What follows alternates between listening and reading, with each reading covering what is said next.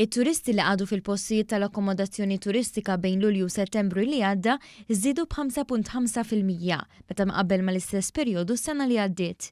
L-Uffiċċju Nazzjonali tal-Istatistika qal li aktar minn 589,000 turist għadu fil-lukandi tul dan il-perjodu u bejniethom għattaw aktar minn 3,300,000 lejl, jiġifieri żieda ta' aktar minn 3%. It-turisti għattaw medja ta' kważi 6 lili f'Malta is-sena li għaddiet.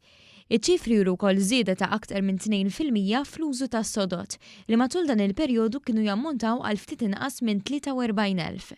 Fil-fatt, dawn żdiedu għal 84% meta mqabbel mal-istess perjodu s-sena li għaddiet.